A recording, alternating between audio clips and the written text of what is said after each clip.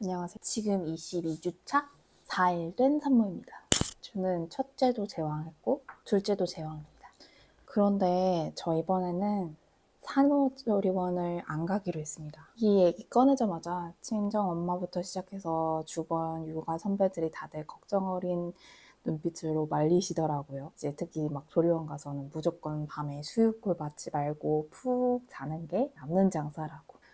네, 막 그때 안 자두면 후회한다. 그런 말씀들 진짜 많이 하시잖아요. 저도 경험해봐서 그 잠의 중요성에 대해서는 정말 공감을 많이 해요. 근데 좀 미련하게도 성격상 조리원에 앉아있으면 밤에 수유콜을 안 받을 자신이 조금 없더라고요. 어차피 계속 깨거든요. 그 젖이 차가지고 좀 불편해서 푹 자기가 또 힘들어요. 물론 단유를 하는 경우에는 좀 다를 것 같은데, 또 이제 저는 첫째, 둘째 둘 다 모유수유를 할 예정이어서요. 첫째는 28개월 정도 했고 둘째도 모유수유를 할 예정이어서 그렇게 생각하고 있습니다. 그러니까 그래서 모성애 대단하다 막 이런 그런 게 아니라 그냥 체질상 모유수유를 하는 게 조금 더 몸에 잘 맞았다, 그런 탓입니다. 제가 왜 막 조리원 천국이잖아요. 조리원을 포기하고 굳이 험난한 집콕조리를 선택했는지 오늘 그 솔직한 이야기를 해보려고 합니다.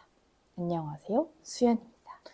저도 첫째 때는 조리원에 갔었어요. 그때 신랑이 출산 휴가를 길게 쓸 수 있어서 2주 내내 조리원 방에 같이 먹고 자고 탯줄 자른 순간부터 육아를 같이 시작했어요. 그때 당시에 둘이 갇혀가지고 좁은 방에 갇혀서 남편이랑 수다 떨고 새벽에 신생아실에서 아기 데려와서 둘이서 막 쩔쩔매며 왜 울지? 막 하면서 같이 보냈던 그 시간들이 솔직히 제 인생에서 진짜 제가 가장 따뜻하고 좋았던 기억으로 남아있어요. 정말 도움도 많이 받았고요. 그랬던 제가 그 좋았던 조리원의 기억을 뒤로 하고 둘째 때는 조리원을 안 가게 된 이유는 무엇일까요? 지금 제 눈앞에 밟히는 현실적인 이유들이 너무 명확하기 때문입니다. 첫 번째 이유, 무섭게 오른 조리원 물가.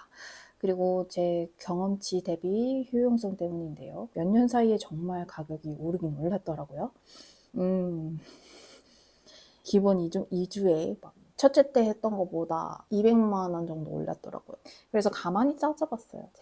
내가 과연 그 돈을 낸 만큼의 가치를 누릴 수 있을까? 첫째 때는 아무것도 몰랐으니까 도움을 많이 받았어요. 근데 이제 지금은 좀 출산 육아를 한 번은 또 해봤기 때문에 경험치가 그래도 쌓였잖아요. 아기 기저귀 갈고 목욕시키고 로션 바르고 이런 것들은 다 기억을 하고 있어요. 그러면 굳이 물론 그게 다는 아니지, 조리원의 다는 아니지만 거기 안에 이제 어느 정도 비용이 포함되어 있다고 저는 생각을 하거든요. 그런 그 비용을 내면서 조리를 할 필요가 있을까 싶더라고요. 차라리 그 돈을 세이브해서 내 집에서 내가 원하는 그런 관리만 받을 수 있게 그렇게 계획을 하는 게 더 이득일 것 같더라고요. 그리고 두 번째 이유입니다. 바로 모유수유. 이게 제일 결정적인 이유죠. 왜 모유수유 때문에 조리원을 안 가냐 의아해하실 수도 있을 것 같은데, 제 경험을 말씀드리자면 저는 첫째 모유 양이 많았거든요. 조리원에 있는 내내 이제 유축을 계속하고 틈틈이 유축하고 이제 짜가지고 이제 신생아실 갖다 주고 그랬었던 것 같은데, 정작 거기서 이제 직수를 할 기회는 많지가 않거든요. 그래서 어떻게 보면은 그때 젖꼭지에 적응할 수 있는 최적의 타이밍이었는데 조금 놓친 게 아닌가 싶더라고요. 그래서 집에 오니까 얘가 이제 조리원 젖병 젖꼭지에 이제 굉장히 적응을 잘해서 직수를 하려고 하니까 힘들어 하더라고요. 처음부터 잘 못 봐니까 결국 이제 탈이 나가지고 제가 전몸살이랑 유관통 이런 것 때문에 진짜 한밤중에 응급실도 실려가기도 하고 그랬거든요. 근데 진짜 눈물이 핑 돌 만큼 너무 아파요. 겪어보신 분들은 아실 겁니다. 그런데도 모유가 잘 나오니까 이게 아깝더라고요. 도저히 이게 이 친구가 잘 먹어주면은 이보다 좋은 게 있나 싶을 정도로 좋다고들 하는데, 그래서 막 한 번 더 해보자, 한 번 더 해보자 이런 마음으로 계속 했던 것 같습니다. 결국에는 성공하더라고요. 그래서 저희 첫째는 이제 28개월 동안 모유 수유를 했고, 뭐 둘째도 열심히 시도를 해보려고 하고 있습니다. 그러니까 그래서 좀 이번에는 이제 둘째 때는 첫째처럼 좀 멀리 돌아서 고생하지 않고 처음부터 하루라도 빨리 다이렉트 직수를 하고 싶었어요. 근데 이게 그 조리원마다 문화가 다를 것 같은데, 모자동실을 적극 추천하는 그런 병원에서는 그렇게 직수를 계속 할 수 있을 것 같거든요. 근데 모자동실 계속 할 거면은 굳이 그렇게 생각을 했었던 것 같아요. 저는 심지어 막 다이렉트로 직수 빨리 하고 싶어가지고 첫째 제왕했는데도 둘째 막 자연분만 하는 그런 V백이라는 시스템이 있거든요.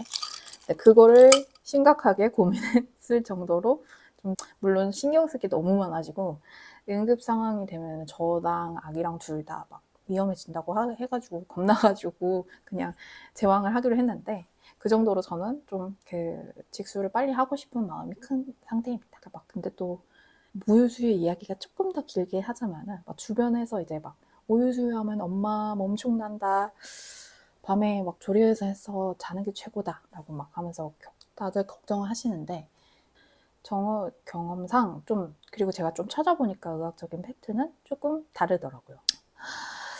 오히려 직수를 빨리 해야지, 빨리 해서 이제 직수가 자리를 잡아야지 자궁이 수축도 빨라지고 회복하는데 엄청 도움이 돼요.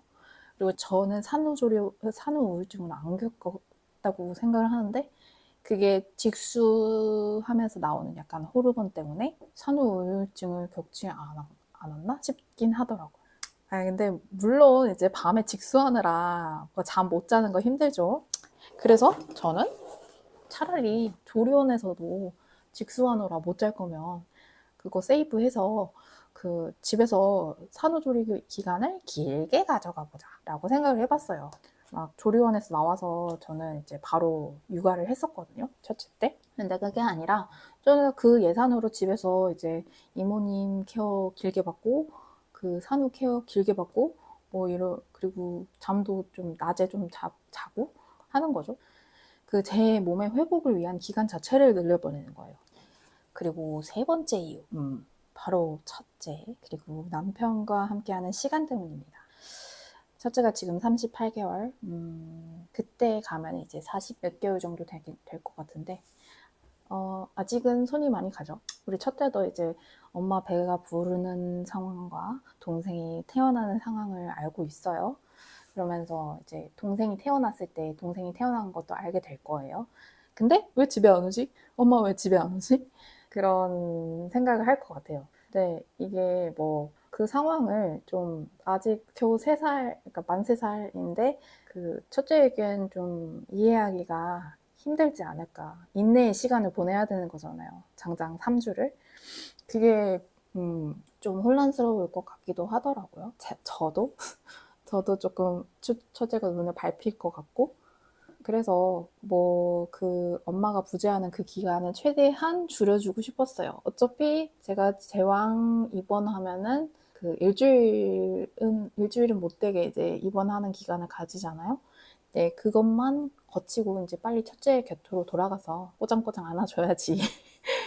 동생에 대한 뭐 시샘이나 뭐 서운함, 뭐 그런 낯선 감정들도 훨씬 덜하지 않을까 생각을 한 거예요. 그리고 또 하나, 그 남편의 얘기를 해보자면은, 정말 그 부부에 있어서 같이 육아를 해야 되는 부부라면 공감을 하실 텐데, 그 신생아 시절은 정말 그 찰나거든요. 남편도 신생아가 태어났을 때부터 애를 보면서 좀 그 순간을 공유했던 게 저희 부부한테는 되게 큰 결속력이 되었다고 생각을 합니다. 그런데 제가 막 바로 둘째를 데리고 조리원에 가버리면 이제 남편은 이제 독박으로 첫째를 보느라고 그 첫 시작을 놓치게 되는 거죠. 아빠에게도 그 소중한 기억을 빼앗고 싶지 않았습니다. 같이 해야 돼. 하루라도 빨리 집으로 돌아와서 이제 남편이 이제 든든하게 첫째 마크 해주면서 저는 뭐 직수턴 맞추면서 온 가족이 그렇게 이제 내 식구의 그 시작을 겪어내는 게 맞다고 생각을 했습니다. 물론 이거는 제 개인적인 경험과 상황에 맞춘 저만의 선택입니다. 출산 후에 조리원에 가는 건 정말 기본적으로 모든 산모들에게 추천합니다. 저도 정말 도움을 많이 받았고요. 다만 저처럼 둘째 출산을 앞두고 이제 첫째 걱정이나 수유 걱정이 많이 되시는 분들은 그런 뭐 이런 선택지와 이런 계산법도 있구나 하면서 이제 참고해 보셨으면 좋겠어요. 그렇다고 대책 없이 안 가겠다는 건 아니에요. 다음 영상에서는 둘째 산모로서 어디에 힘을 주고 어디에 힘을 뺐는지, 하지만 내 회복과 육아는 절대 놓치지 않겠다, 그런 의지가 담겨있는 집콕조리 현실 예산안과 세부 계획을 같이 한번 짜보고 싶어요. 그 내용이 궁금하시면 구독과 좋아요 누르고 기다려주세요. 안녕.